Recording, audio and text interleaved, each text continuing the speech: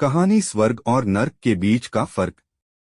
एक बार एक बूढ़ी औरत को उसकी जिंदगी भर की अच्छाइयों के बदले फरिश्तों ने उसकी एक ख्वाहिश पूरी करने की मंजूरी दी। उस बूढ़ी औरत ने फरिश्तों से कहा कि मैं मरने से पहले एक बार स्वर्ग और नर्क दोनों की यात्रा करना चाहती हूँ। फरिश्तों ने उस औरत की ख्वाहिश पूरी करने का वचन दिया और उसे अगले ही क्षण एक बहुत बड़े भोजन कक्ष में ले जाया गया, जहां पर बहुत विशाल डाइनिंग टेबल थे। उन पर बहुत ज्यादा स्वादिष्ट दिखने वाले भोजन रखे हुए थे और बहुत अच्छे अच्छे ड्रिंक्स भी रखी हुई थी, मगर उस टेबल के चारों तरफ बैठे लोग बहुत ज्यादा मायूस, भूखे और दुखी लग रहे थे। उस औरत ने देखा कि उन सभी लोगों के हाथों पर कोहनी तक लंबी लंबी चम्मच बंधी हुई है। वह लोग जब भी उस चम्मच से खाना उठाकर अपने मुंह तक ले जाने का प्रयास करते तो उनकी कोहनी मूड नहीं पाती और खाना उनके मुंह तक कभी पहुंच नहीं पाता। बूढ़ी औरत ने फरिश्तों से पूछा, क्या यह नर्क है? फरिश्तों ने कहा हाँ। औरत ने तुरंत कहा, मुझे यहाँ से दूर ले चलो, और अगले ही क्षण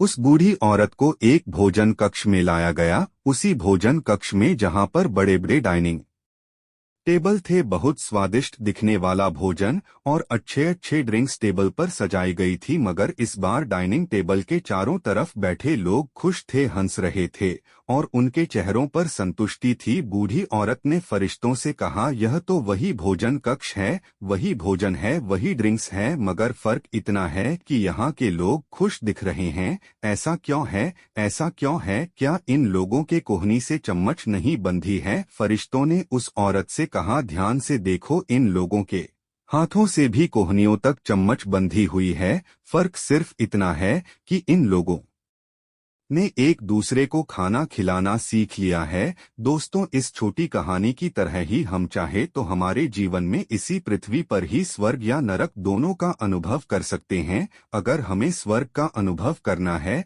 तो हमें पहले दूसरों के बारे में सोचना होगा, दूसरों को खिलाना होगा, दूसरों की मदद करनी होगी। चॉइस हमारी है, हम चाहे तो हमारी जिंदगी को स्वर्ग जैसा या नर्क जैसा बना सकते हैं। कहानी अच्छी लगी तो लाइक कीजिए, इस कहानी को शेयर करके आप हमें सपोर्ट कर सकते हैं।